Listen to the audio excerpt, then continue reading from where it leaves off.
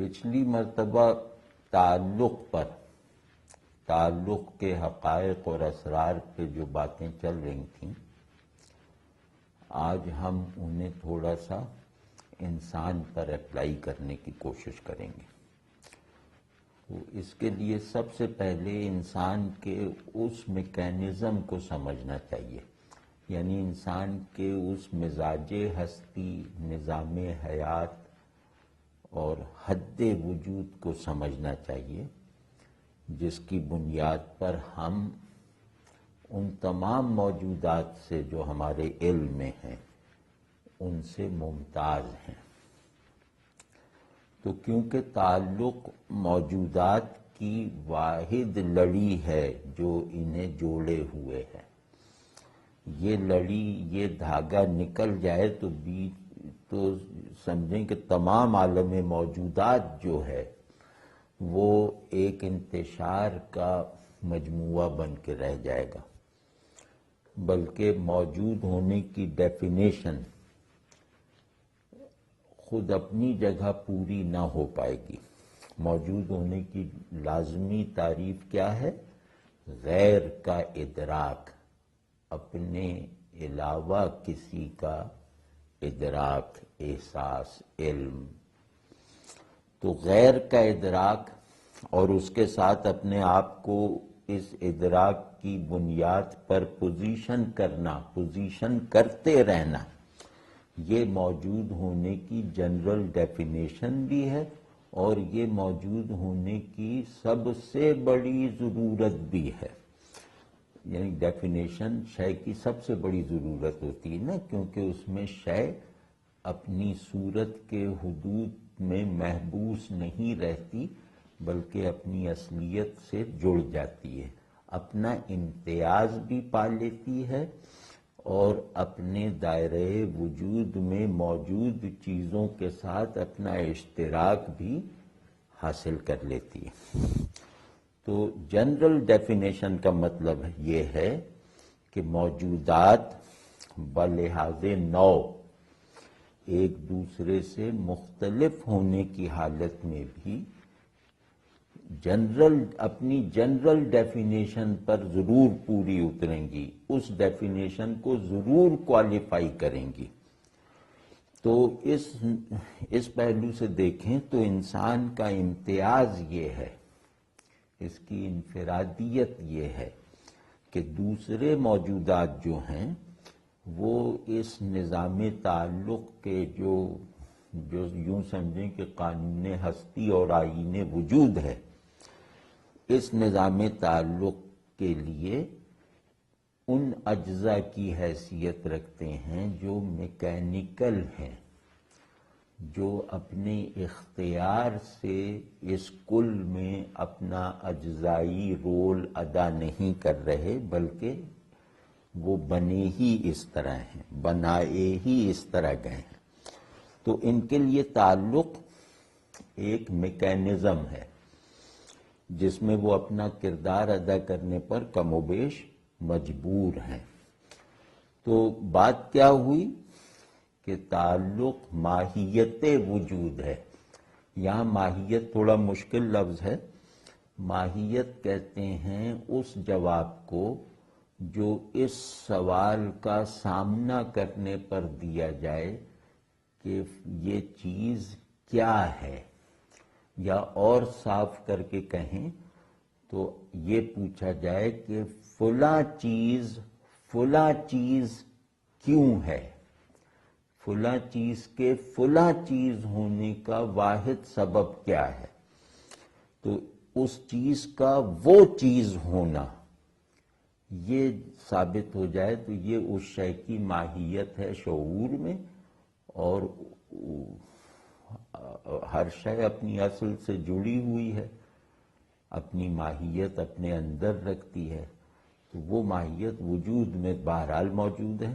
تو ماہیت کہتے ہیں شے کی اصلیت کو جو شعور میں بھی آ جائے۔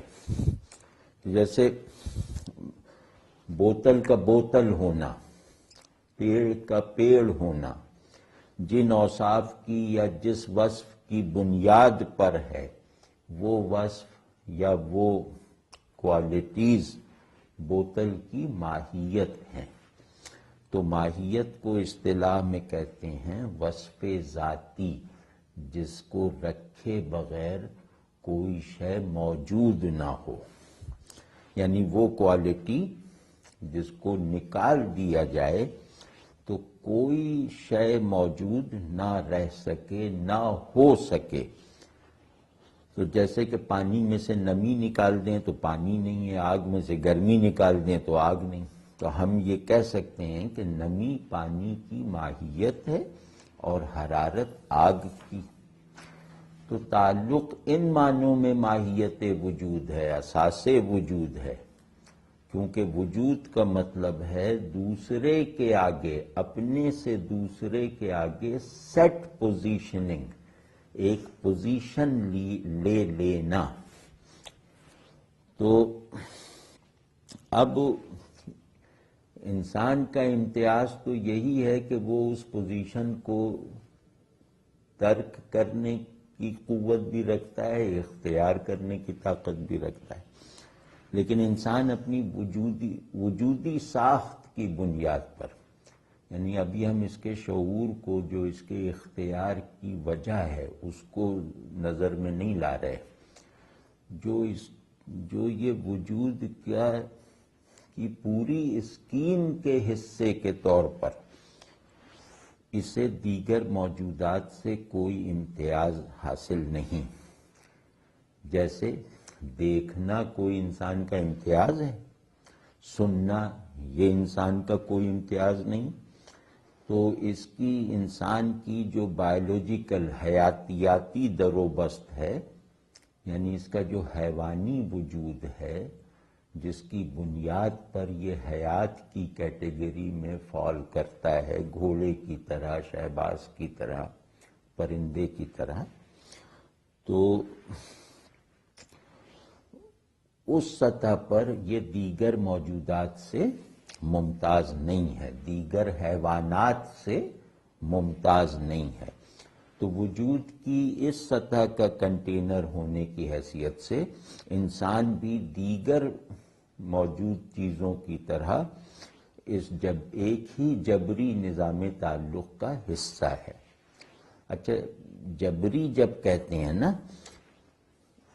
اس سیاق و سباق میں، یعنی بحث چل رہی ہے وجود اور اس کے میکینزم کی، تو اس ماحول میں جب جبری کا لفظ استعمال کرتے ہیں تو اس کا کوئی اخلاقی مطلب نہیں ہوتا.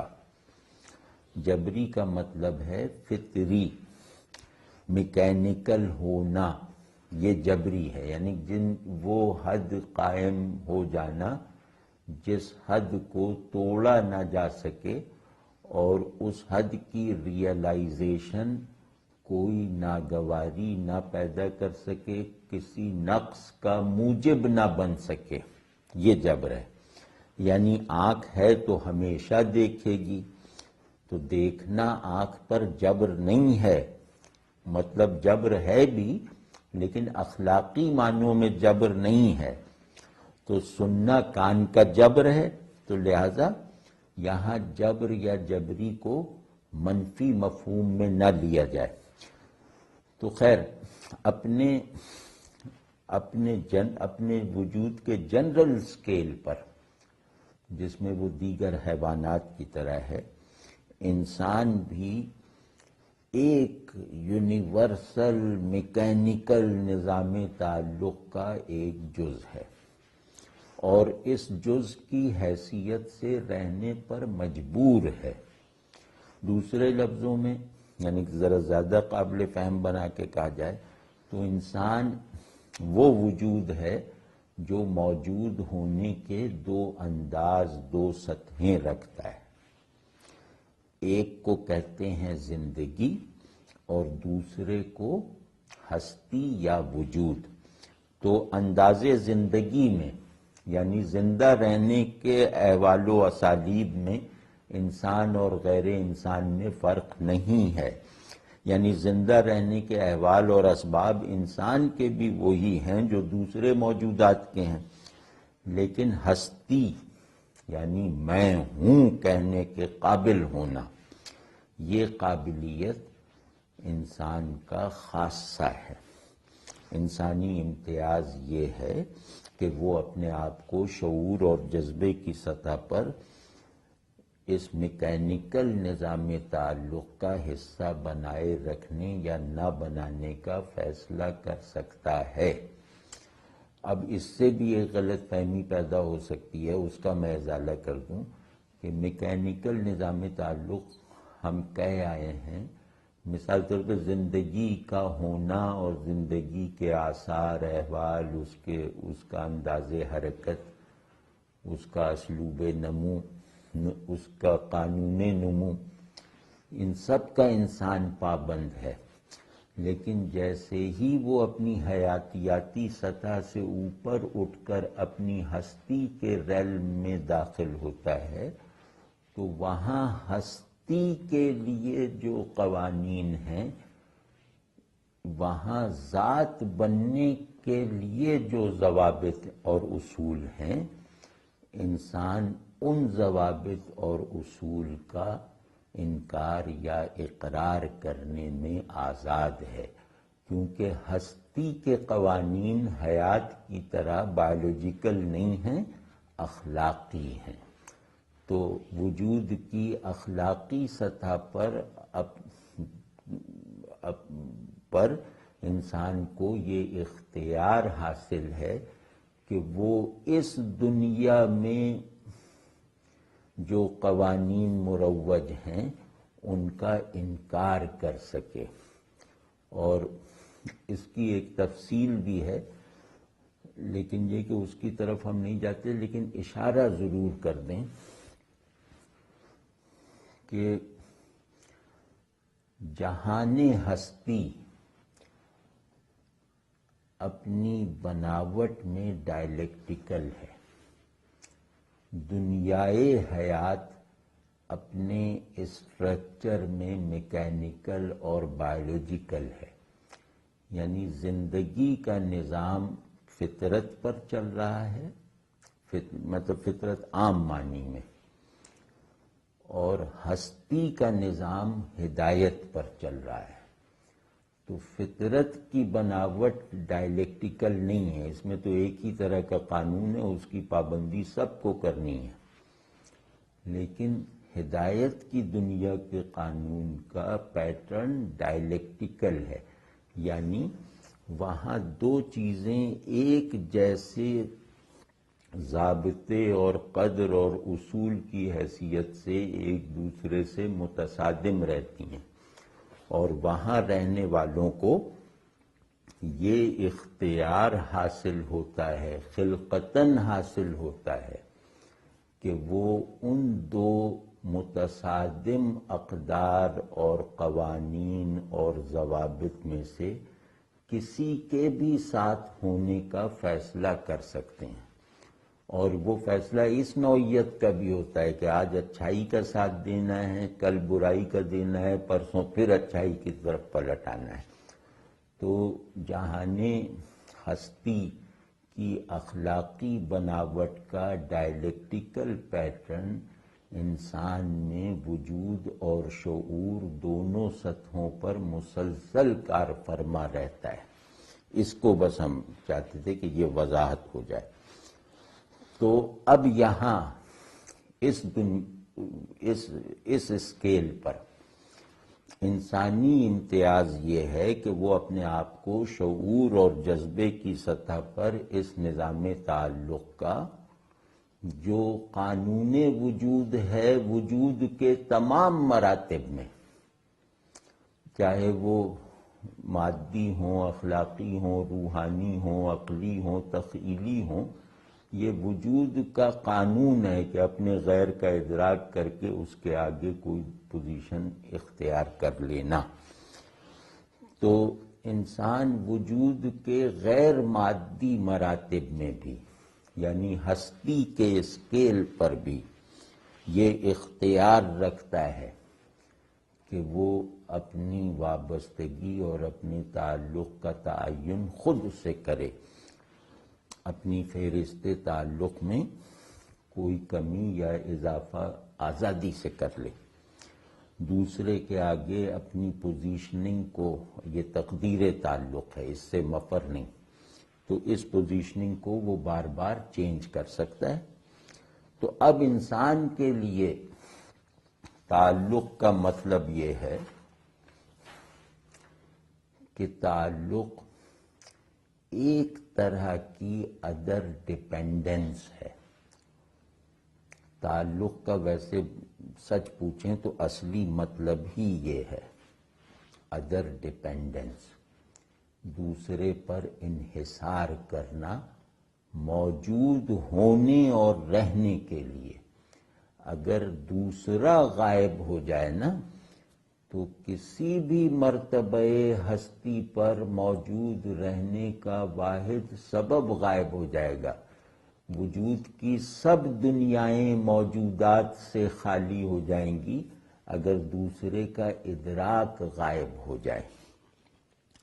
تو خیر انسان پہ فوکس رہتے ہوئے بات کر رہے ہیں کہ اس ادر ڈیپینڈنس کے بغیر تعلق کے کوئی معنی نہیں ہے۔ یہ ادر ڈیپینڈنس مطلب اس میں بھی ایک منفی پن پایا جا سکتا ہے، میں پھر اس سے بچنے کے لیے کہہ رہا ہوں کہ اس کو ایک اصطلاح کے طور پہ لیا جائے۔ ادر ڈیپینڈنس یعنی کہ پرنسپل آف ریلیشن ہے، تو وجود اپنی مستقل تعریف میں ریلیشن کا شعور ہے اور اس کا اظہار ہے اور ریلیشن کے قانون کی پابندی ہے، چاہے یہ وجود کی کوئی بھی سطح ہو۔ تو اس کو ہم کہہ رہے ہیں ادر ڈیپینڈنس۔ ریلیشن جس طرح ہوتا ہے نا، ریلیشن میں دونوں فریق جو ہیں وہ ادر ڈیپینڈنٹ ہوتے ہیں، ایک فریق غائب ہو جائے تو دوسرا خود بخود غائب ہو جائے گا۔ تو یعنی تعلق میں ایک تو ادر ڈیپینڈنس ہے، اس کے بعد یہ کہ اس کے ادر کا شعور حاصل کر کے اس کے آگے درست پوزیشن اختیار کرنا، درست بھی یہاں زائد ہے، کوئی ایفیکٹو پوزیشن اختیار کرنا، یہ قانون ہے۔ تو تعلق میں مراتب کی حفاظت اسی لیے ہوتی ہے کہ مجھ سے جو دوسرے لوگ ہیں ان کے درمیان بھی ایک نظام مراتب کار فرما ہے نا، صحیح یا غلط جو بھی، تو میں ان کے آگے خود کو پوزیشن کرتے ہوئے ان کے مرتبے کا لحاظ رکھوں گا۔ تو جیسے باپ اور بیٹے کے تعلق میں باپ اور بیٹے کا مرتبہ واضح ہے، لیکن بیٹا جتنا باپ پر ڈیپینڈنٹ ہے اتنا ہی باپ بھی بیٹے پر ڈیپینڈنٹ ہے۔ کسی شے کی بڑائی دوسری شے کی چھوٹائی کے تقابل کے بغیر غیر حقیقی ہے، تو بڑا چھوٹے پر ڈیپینڈنٹ ہے، چھوٹا بڑے پر۔ تو مختصر یہ کہ بالکل اب سمیٹ کے جیسے پوری بات ایک فقرے میں کہنی ہو تو یوں کہی جائے گی کہ انسان میں تعلق کا مطلب ہے، انسان کے علاوہ نہیں، انسان میں تعلق کا مطلب ہے غیر کا شعور، غیر کی ضرورت کا ادراک اور غیر کے ساتھ خود کو ہم آہنگ رکھنے کے لیے پوزیشننگ کا عمل۔ یہ انسانی تعلق کی پوری تعریف ہے۔ اب یہاں غیر کوئی بھی ہو سکتا ہے، ادر کوئی بھی ہو سکتا ہے، لیکن یہ غیر ہمارے پرسپیکٹو میں بالآخر اللہ ہے۔ یعنی جب تک میرا اور آپ کا شعور ایب نارمل نہ ہوگا، مطلب یہ کہ نارمل ہونے کا مطلب یہ ہے کہ غیر میرے شعور تعلق کا مطالبہ بھی پورا کرے اور میرے جذبہ تعلق کی تسکین بھی کرے، تو اگر اس حالت میں ہے تو پھر مطلب یہ نارمل ہے، اور اگر حالت یہ نہیں ہے تو پھر ایب نارمل۔ تو انسان کا اصل وجودی امتیاز یہ ہے کہ اس کا جذبہ اور اس کا شعور آپس میں جڑے ہوئے ہیں اور کمپلیمنٹری ہیں، یعنی جذبہ شعور کی تکمیل میں معاونت کرتا ہے اور شعور پیشن کو مکمل کرنے میں ایک کردار ادا کرتا ہے، اور لازمی کردار، کہ اس کا شعور اپنی شدت میں اضافہ جذبے کی مدد سے کرتا ہے، اور اس کے جذبے میں استقامت اس کے شعور کی بدولت آتی ہے۔ اسی لیے انسانوں کے لیے وہ چیزیں بالکل غیر اہم ہیں جن سے یہ اپنے جذبے اور شعور دونوں کی یکسوئی اور اتفاق رائے کے ساتھ متعلق نہ ہو، کیونکہ بہت سی باتیں اس میں محذوف ہیں، کہ ایک بہت تفصیلی نظام تعلق ہے نا، جس میں بعض چیزیں جبری ہیں جو انسانوں میں بھی جبری ہیں، دکانداروں کا تعلق، تاجروں کا تعلق، پولیس والے اور محلے داری وغیرہ ان کے تعلقات وغیرہ وغیرہ، جو محض میرے شعور کا حصہ ہیں، میرے جذبے میں موجود نہیں ہیں۔ میں اپنی زندگی کا بڑا حصہ اس تعلق کے اس اسٹرکچر کو درست رکھنے میں گزار دیتا ہوں، لیکن یہ میرا امتیاز نہیں ہے۔ میرا اصل امتیاز یہ ہے کہ میرے تعلق کی ایک بڑی قسم ایسی ہے جو میرے شعور کا بھی مرکز ہے اور میرے جذبے کا بھی مرکز ہے، جو کانشسنس بھی ہے اور پیشن بھی ہے، اور ان دونوں میں کوئی تصادم نہیں ہے۔ جذبے میں ہے تو بہت بامانی ہے، شعور میں ہے تو بہت سچی ہے۔ میرا اصل تعلق وہ ہے جو میرے شعور میں سچا ہے اور میرے جذبے میں میننگ فل ہے۔ یہ ایک پیراڈاکسیکل سی بات ہے نا، لیکن اگر ذرا سا دھیان دیں تو آدمی اس کو محسوس کر سکتا ہے کہ جذبہ تعلق انسانی ذہن تک محدود معانی سے زیادہ میننگ فل ہوتا ہے۔ وہ تعلق انسانی نہیں ہے جس میں پیشن جو ہے وہ تصور سے زیادہ بامانی نہ ہو، جس میں جذبہ جو ہے وہ فکر سے زیادہ میننگ فل نہ ہو، وہ انسانی تعلق ہو ہی نہیں سکتا۔ ہاں، بعض مرتبہ ایسا بھی ہوتا ہے کہ وہ تعلق کسی بہت گہرے جذبہ تعلق سے پیدا ہوا، پروان چڑھا، بعد میں کسی وجہ سے اس شخص کی کوئی ایسی بات سامنے آ گئی کہ جو جذبہ میں پہلے اس کے لیے رکھتا تھا وہ ماند پڑ گیا یا غائب ہو گیا، ایسا بھی ہوتا ہے۔ تو اس میں اس کو اینالائز کیا جا سکتا ہے کہ یہ ہمارے اندر ہوتا کیوں ہے، مطلب اس کا ویلڈ ہونا یا نہ ہونا وہ الگ بات ہے، وہ اس وقت ہماری گفتگو کے دائرے سے باہر ہے۔ تو اس میں پہلی بات یہ ٹھیک ہے کہ اس تعلق کی جو ورکنگ ہے یہ ڈیپسٹ ورکنگ ہے، اپنی اپنی قید سے نکل کر دو چیزیں آپس میں متعلق ہوتی ہیں۔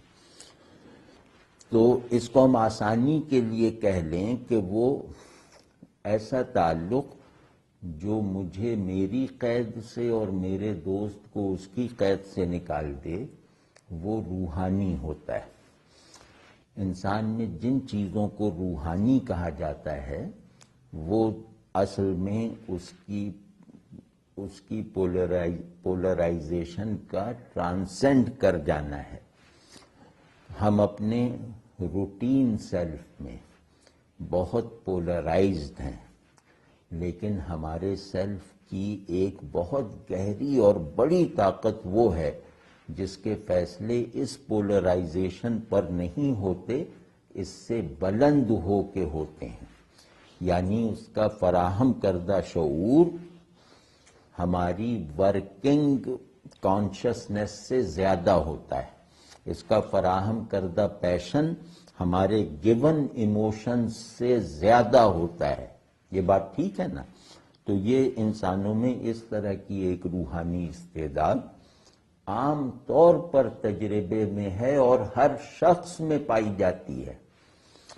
جیسے ایک مثال ہے کہ آپ اوپر چھت پر کھڑے ہیں، نیچے سے ایک آدمی کو آپ نے گزرتے دیکھ لیا، آپ نے اسے پہلے کبھی نہیں دیکھا تھا، اور بظاہر اس کا حلیہ اور اس کی صورت شکل بھی ایسی نہیں ہے جس کی طرف کشش آپ کو ہو سکتی، لیکن وہ شخص اس کے باوجود آپ پر چھا گیا. اب آپ خواب میں بھی اسی کو دیکھتے ہیں.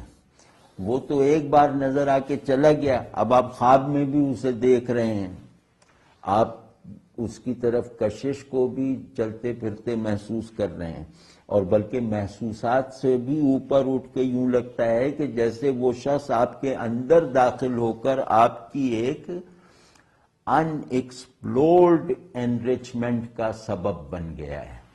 مطلب اس نے آپ کو نامعلوم اور غیر محسوس طریقے سے کسی چیز سے بھر دیا ہے، کسی زاویے سے مکمل کر دیا ہے. مطلب وہ شخص 1 منٹ کے لیے آپ کو نظر آیا اور آپ کو مکمل کر گیا. تو ایسا مطلب ہر آدمی کی اپنی اپنی ساخت کے مطابق ہوتا رہتا ہے. ایسے تجربات ہر آدمی کی زندگی میں ہوتے رہتے ہیں. تو ان تجربات کی معنویت کو بھی سمجھنے کی کوشش کرنی چاہیے کہ اس طرح کے تجربے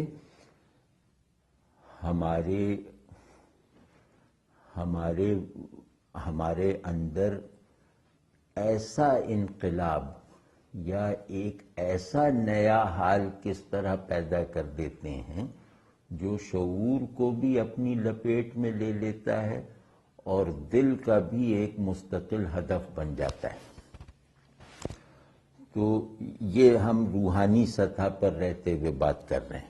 تو جب ہم روحانی سطح کہتے ہیں تو روحانی سطح ہماری فطرت کا وہ جوہر ہے جو ہمیں روح کے طور پر ودیعت ہوا ہے.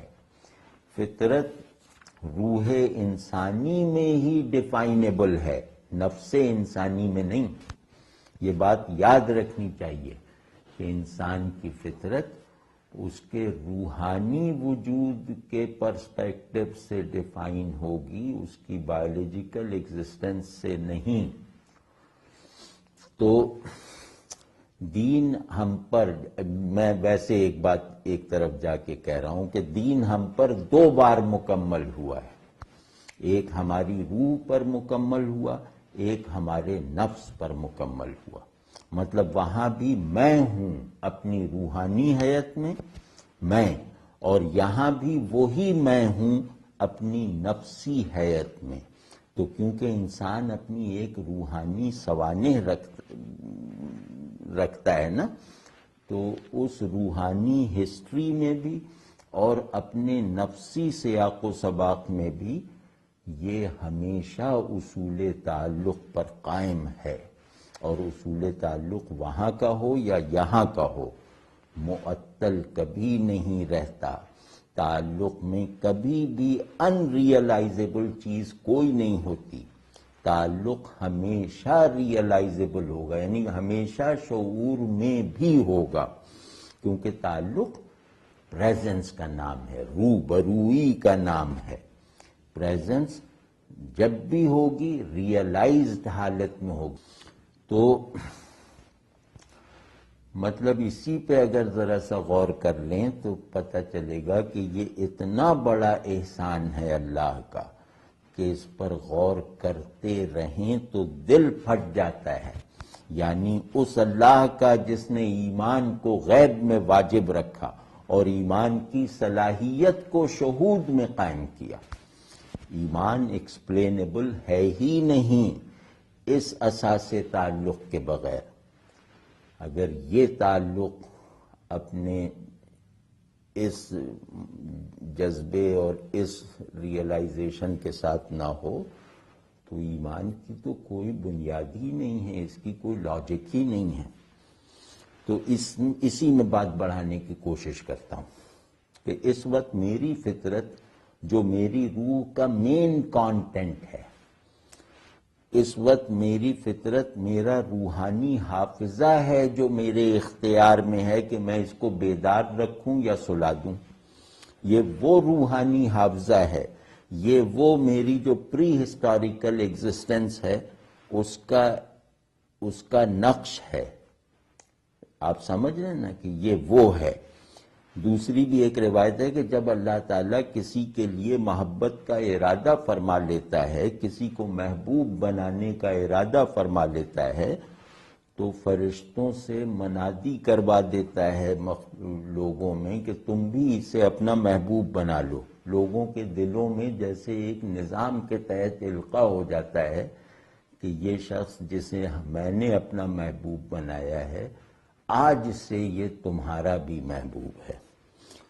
تو اور کیونکہ محبت سڈن پریزنس کا بھی نام ہے اور ایک مورل ایکسپیرینس کا بھی نام ہے، دونوں طرح سے مطلب محبت ہوتی ہے نا، ایک ناگہانی تجربہ بھی ہے اور ایک اخلاقی شعور کی ورکنگ کا نتیجہ بھی ہے، مطلب محبت کے دونوں پہلو بھی عام طور پہ تجربے میں ہیں۔ تو جو ہم کہہ رہے ہیں نا کہ محبت سڈن پریزنس بھی ہے، سڈن ریئلائزیشن بھی ہے، اچانک ایک مطلب یوں کہہ لیں کہ ایک فارگوٹن چیپٹر آف ایگزسٹنس کھل جاتا ہے، یعنی کہ ایک کچھ تجربے ایسے ہوتے ہیں جیسے لگتا ہے کہ میری کتاب وجود میں سے کچھ صفحے کھو گئے تھے، وہ اس شخص کی صورت میں مجھے دوبارہ مل گئے ہیں۔ انسانوں میں تعلق کی 3 بنیادیں ہیں، یعنی تعلق وہ جو انسان کے شعور میں اپنے متعلق آبجیکٹ کو مرکزیت دلوائے، جذبات میں بھی یہی مرکزیت قائم کروائے اس کی، اور اس کی وجہ سے آدمی کو اپنے سے اوپر اٹھ جانا میسر آ جائے، وہ طاقت حاصل ہو جائے جو خود کو چھوڑنے، خود سے بلند ہونے کے لیے درکار ہے۔ تو انسانی تعلق یاد رکھنے کی بات ہے کہ سیلف ٹرانسینڈنس کے بغیر وجود میں نہیں آتا، اپنے آپ سے دست برداری اختیار کیے بغیر وجود میں نہیں آتا۔ لہذا ہمارا شعور ہو یا جذبہ تعلق ہو، اس کا آخری آئیڈیل مرتبہ ہمیشہ ہمارے ذہن میں اپنے آپ کو نثار کر دینے کے معنی میں آتا ہے، یعنی ہمارے لیے سب سے زیادہ جو لائق تعلق چیزیں ہیں، ہمارے ذہن میں ان چیزوں کے ساتھ اپنے تعلق کے کمال کا جو بھی تصور آتا ہے، اس کا مین فیچر یہ ہے کہ میں اس پر نثار۔ تو یہی سیلف ٹرانسینڈنس ہے، یہی خود سے بلند ہونا ہے نا۔ تو یہ تعلق گویا 3 باغوں سے چلنے والا گھوڑا ہے، اس کی 3 لگامیں ہیں، ان تینوں میں سے جو باغ بھی لگا دیں وہ گھوڑا چل پڑے گا، دوڑ پڑے گا۔ ان میں سے ایک ہے معرفت، دوسری ہے خشیت یعنی خوف، تیسری ہے محبت۔ یہ میں ترتیب ان کے مراتب کی نہیں بتا رہا، مطلب گنتی کر رہا ہوں۔ اور یہاں جو ہم کہہ رہے ہیں نا کہ معرفت اور خشیت اور محبت، یہ اور اصل میں اور نہیں ہے، یعنی یہ کہنا ٹھیک نہیں ہے کہ معرفت اور خشیت اور محبت، یا معرفت یا خشیت یا محبت، یہ اور کچھ اور ہے، یہ یا کہنے کی اجازت نہیں دیتا، اور کے حرف کو جو ایک دوئی اور بیگانگی درکار ہے اس کو بھی داخل نہیں ہونے دیتا۔ مطلب ایک اس میں بنیاد بنتا ہے، ان اوصاف تعلق میں سے اگر ایک بنیاد بنتا ہے تو دوسرا ایڈیشنل ہو جاتا ہو، ایسا نہیں ہوتا، بلکہ یہ دوسرے کے لیے ہمیشہ کمپلیمنٹری ہوں گے، یعنی ان کی تکمیل کریں گے۔ جیسے ایک آدمی معرفت کے موقف پر ہے تو یہ ممکن نہیں کہ اس معرفت کے 2 ستون خشیت اور محبت نہ ہو، دوسرا اگر محبت کی جگہ پر ہے تو یہ ممکن نہیں ہے کہ اس کی 2 بنیادیں معرفت اور خشیت نہ ہوں۔ اسی طرح آپ قیاس کر لیں، لیکن یہ کہ ان کے غلبے سے تعلق کے نئے نئے معانی منکشف ہوتے ہیں. یعنی محبت غالب ہے بقیہ دو پر تو تعلق کے نئے احوال میسر آ جائیں گے. خشیت تعلق ہے بقیہ دو پر تو اس تعلق کے نئی کیفیات حاصل ہو جائیں گی. اور معرفت تعلق ہے محبت اور خشیت پر تو پھر اس تعلق کا نیا شعور اور اس شعور کو نئے نئے کانٹینٹس حاصل ہوتے چلے جائیں گے اور تعلق کے نئے نئے اسالیب اپنی معنویت کے ساتھ ظاہر ہوتے چلے جائیں گے. تو بہرحال یہ اصول تعلق ہیں تین، اور تینوں جو ہیں وہ ادر انکلوسیو ہیں، یعنی باقی دو کو اپنے اندر سموئے ہوئے ہیں. دوسرا نقطہ یہ. تیسرا یہ کہ یہ تینوں آبجیکٹ اورینٹڈ ہیں، یعنی کہ یہ ان کا مطلوب، ان کا مقصود، ان کو مکمل کرنے والا جوہر، ان کو ابھارنے والی ذات ہمیشہ اس شخص سے باہر ہوگی جو شخص ان تین ستونوں پر اپنے تعلق کے اسٹرکچر کو قائم رکھے ہوئے. یعنی میں اپنی معرفت اپنے آبجیکٹ پر تھوپتا نہیں ہوں، بلکہ اس سے مجھے جو ادراک فراہم ہوتا ہے وہی میری معرفت ہے. اس کو کہتے ہیں آبجیکٹ اورینٹیشن. تو تعلق کبھی سبجیکٹ اورینٹڈ نہیں، یعنی محض تصور نہیں ہے، ہمیشہ آبجیکٹ بیسڈ ہوگا. یعنی محبوب کا تصور محبوب سے اخذ ہوگا، محبوب پر اپلائی نہیں ہوگا. یہ بات بہت اہم ہے، مطلب اس پہ غور کرنا چاہیے اور اپنے تمام احوال تعلق اور تصورات تعلق کو اس کسوٹی پر پرکھتے رہنا چاہیے. تو یہاں جو ہے وہ ایک سوال اٹھ سکتا ہے کہ انسانی ذہن کوئی ویکیوم خلا بھی محسوس کرتا ہے کبھی کسی بھی ریلیشن کے متعلق، کسی بھی تعلق کے حوالے سے. تو یہ ایک خلا اور ایک پوزیشننگ مستقل قائم ہوتی ہے کہ ایک پوزیشن پہ کوئی آ جائے کسی حوالے سے تو پھر یہ آبجیکٹ تو نہ رہ گیا، تھوڑا سا سبجیکٹو ہو گیا. یعنی پوزیشننگ کیونکہ تعلق میں روح کی حیثیت رکھتی ہے، لہذا اگر اس پوزیشننگ کو تعلق کی پرنسپل ڈیفینیشن میں شامل کیا جائے تو پھر یہ آبجیکٹ اورینٹڈ کیسے ہے. تو یہ سوال پیدا تو ہو سکتا ہے، جس طرح بہت سے غلط سوالات ذہن میں پیدا ہونے کا جواز رکھتے ہیں، لیکن جواب اس کا یہی ہے کہ نہیں، یہ ویکیوم ہے اس وجہ سے آبجیکٹ ریلیٹڈ ہے. نہیں، ویکیوم ہے تو آبجیکٹ ریلیٹڈ ہوگا نا، کسی آبجیکٹ کے نہ ہونے سے پیدا ہوا ہوگا. آبجیکٹ ڈیپینڈنٹ ہے، آبجیکٹ ملے گا تو یہ ویکیوم ختم ہوگا، یہ کسی تصور سے ختم نہیں ہوگا. تو اب آپ سمجھے نا کہ معرفت میں ذہن گویا خود سے اپنی ذہنیت سے دستبردار ہوتا ہے. خشیت میں انسانی ارادہ اپنے متعین کردہ گول سے ہاتھ اٹھا لیتا ہے.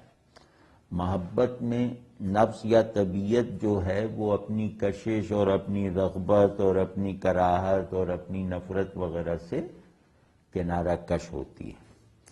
یہ آبجیکٹ اورینٹیشن ہے کہ میرا کوئی معلوم نہیں تیرے علاوہ، میرا کوئی مقصود نہیں تیرے سوا، میری کوئی مراد نہیں تیرے علاوہ، اور میرا کوئی محبوب نہیں تجھے چھوڑ کر. اب یہ تیرے علاوہ تیرے سوا جو ہے یہ بھی آل انکلوسیو ہے، یہ علاوہ اور سوا میں پھر سب کچھ آ جاتا ہے. یہ سمجھنے والی بات ہے، ورنہ اس طرح کے احوال سے، اس طرح کے تصورات سے ایک طرح کا متکبرانہ بے رغبتی کا عمل شروع ہو جاتا ہے کہ یا اللہ میرا محبوب بس تو ہے، لہذا جو اللہ نہیں ہے میں اس سے بے رغبتی ہی کا رویہ رکھوں گا، یہ تکبر ہے۔ اس باریکی کو سمجھنا چاہیے۔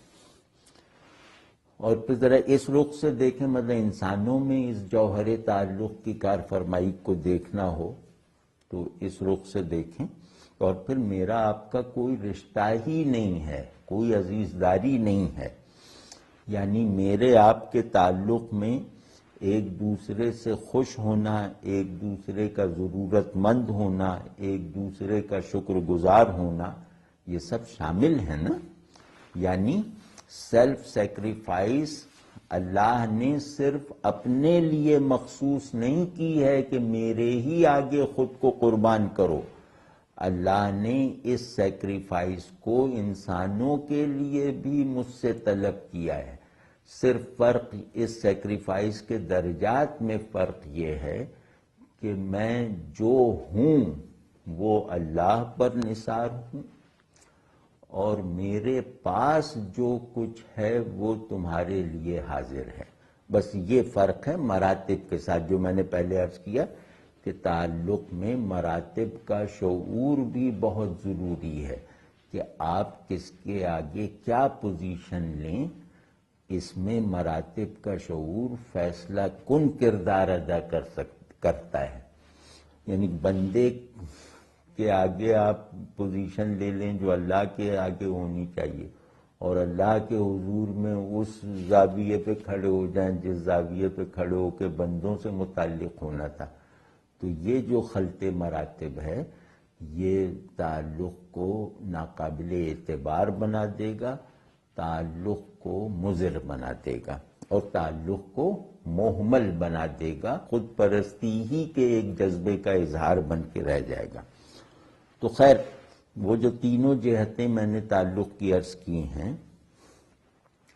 تو وہ تینوں جس آبجیکٹ پر یکسوئی کے ساتھ اپنے کمال کو پہنچ جائیں نا، وہی مقصود تعلق ہے۔ اب مراتب کے نظام کو دیکھیے، اور یہ کوئی توحیدی بیان نہیں ہے، مطلب یہ ایک چین ہے، ایک زنجیر ہے، اور اس کے بہت سارے حلقے ہیں، اور ہر حلقہ اس کا مستحق ہے کہ آپ کی یہ تینوں جہات تعلق اس سے فلفل ہو جائیں، اس سے تسکین پائیں۔ تو اب یہی جو جوہر تعلق، ایسنس آف ریلیشن شپ ہے نا، اسی کی تسکین اور تکمیل کے لیے انسان کو اس کی تمام صلاحیتیں ودیت کی گئی ہیں۔ انسان کی علمی صلاحیت، عملی صلاحیت، غرض جتنی بھی انسان میں صلاحیتیں ہوتی ہیں یا ہو سکتی ہیں، وہ اصل میں اسی شجر تعلق کی سیرابی کے لیے ہیں، درستی اور سیرابی کے لیے۔ علم کا آخری مرتبہ یہ ہے کہ وہ اپنے معلوم سے درست بنیادوں پر خود کو متعلق کرے۔ عمل کا آخری درجہ یہ ہے کہ وہ اپنے مقصود سے آپ کو ریلیٹ کر دے درست راستے سے، درست بنیادوں پر۔ نہ ان میں سے کوئی بنیاد آپ نے خود سے ایجاد کی ہے، اور نہ ان میں سے کوئی بنیاد آپ نے اللہ کے سوا کسی اور سے حاصل کی ہے، بلکہ یہ سب کچھ آپ نے اپنے مقصود حقیقی سے لیا ہے۔ تو اس کو کہتے ہیں ادر ڈیپینڈنس، اپنی انتہا پر، اپنی اصولی حیت میں۔ ادر ڈیپینڈنس کا جوہر ہے اللہ کا تعلق، اور اللہ کے تعلق کی جو ایکٹیو مینیفیسٹیشنز ہیں وہ یہ ہے کہ میں اور آپ ایک دوسرے پر ڈیپینڈنٹ ہیں، فطرت تعلق کی بنیاد پر، نہ کہ غایت تعلق کے پہلو سے۔ تو واضح ہے نا کہ سیلف ٹرانسینڈنس اور سیلف ریئلائزیشن اور ادر ڈیپینڈنس جو شعور اور جذبے میں یکسوئی کے ساتھ موجود رہے، بس اس کو تعلق کہتے ہیں۔ تو آپ دیکھتے ہی ہیں کہ شخصیت ہمارے لیے بہت عارضی ہے، ٹرانزیٹری ہے نا، کیونکہ ہم خود ہی اپنی شخصیت سے نکل کر اپنی ذات تک پہنچنا چاہتے ہیں، یعنی کہ ذات بننے کا عمل شخصیت سے نکلے بغیر ممکن ہی نہیں ہے، لیکن چونکہ شخصیت کو بالکل چھوڑنا بھی محال ہے تو شخصیت کے قوانین تعلق الگ ہیں، ذات کا نظام تعلق الگ ہے۔ وہ جو بات میں کر رہا تھا نا ہستی اور حیات میں فرق کی، وہ یہاں اپلائی کر کے دیکھیں تو تعلق ادر ڈیپینڈنس ہے، اس میں بھی تحدید یہ ہے کہ جس ڈیپینڈنس کو اللہ منع فرماتا ہے یا جو دینی مزاج کے خلاف ہے وہ اعتقادی زیادہ ہے، عملی کم ہے۔ جن لوگوں نے اس کا مطلب اس کے علاوہ لے لیا ہے نا کہ اظہار ضرورت، استمداد وغیرہ کو انسانی زندگی سے، انسانوں کے نظام تعلقات سے خارج ہو جانا چاہیے، انہوں نے بڑی ناسمجھی کا مظاہرہ کیا ہے۔ اعتقادی ڈیپینڈنس اللہ کے سوا کسی پر نہیں ہے، عملی ڈیپینڈنس تو قانون تعلق ہے انسانوں کے درمیان، اس پہ بھی غور کرنا چاہیے، کیونکہ اللہ نے انسانوں کا نظم بنایا اس طرح سے ہے کہ ایک دوسرے کے کام آؤ، ایک دوسرے سے انکسار برتو۔ اب دیکھیں نا تعلق کی جو سیلف ٹرانسینڈنس وغیرہ بہت ساری باتیں آ گئیں نا، اس کی ایک کلینکل مثال یہ ہے کہ تعلق کی شرط ہے انکسار، ہیوملٹی۔ اگر ہمبلنس نہ ہو تو تعلق دو چیزوں میں قائم ہو ہی نہیں سکتا۔ اگر دونوں منکسر المزاج نہ ہوں تو ایک دوسرے کے دوست اور صاحب تعلق بن ہی نہیں سکتے۔ تو اس طرح کے غیر محتاط رویے سے ہمبلنس کا جوہر کل ہو جائے گا کہ آپ نے میری مدد کی، میں آپ کا شکریہ ادا کر رہا ہوں، ایک صاحب آ کے مجھے ڈانٹیں کہ شکریہ تو صرف اللہ کا کرنا چاہیے۔ تو یہ جو ناسمجھی ہے نا، یہ انسانوں کے اندر تعلق کے بیج کو درخت نہیں بننے دے گی۔ وہی درخت جس کا آخری پھل تعلق مع اللہ ہے، جس کا پہلا بیج تعلق مع الحق ہے۔ تو اگر میں آپ کے آگے ہمبل نہیں ہوں نا تو میں اللہ کے آگے بھی ہمبل ہونے کی صلاحیت نہیں رکھتا۔ ایسا ہو ہی نہیں سکتا کہ ایک شخص نخوت والا ہو اور اس کی نماز اچھی ہو۔ ایسا ہو ہی نہیں سکتا کہ ایک شخص دوسرے آدمیوں کے ساتھ انکسار کا رویہ نہ رکھے، وہ اللہ کی بندگی کے تقاضے پورے کر سکے، یہ محال ہے۔ تو لیکن اس کا یہ مطلب بھی نہیں ہے، انکسار پر زور دینے کا یہ مطلب بھی نہیں ہے کہ ہم ایک دوسرے کے آگے ایک سائلانہ تواضع اور ہمبلنس اختیار کر لیں۔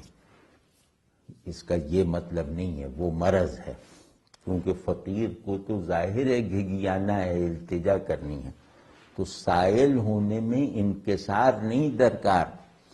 سائل بر بنائے انکسار نہیں کھڑا ہوا، سائل بے حمیتی کی بنیاد پر سائل ہے، بے غیرتی کی بنیاد پر سائل ہے۔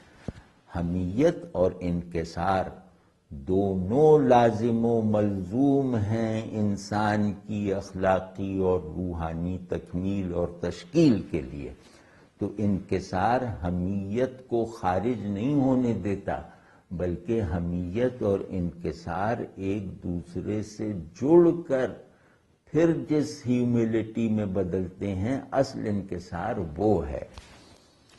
تو ایسا انکسار جو حمیت کی قیمت پر ہو وہ انکسار تھوڑی ہے، وہ تو بے حمیتی ہے، اور ایسی حمیت جو انکسار کی قیمت پر ہو وہ حمیت نہیں ہے، وہ تکبر ہے۔ یہ یاد رکھنا چاہیے۔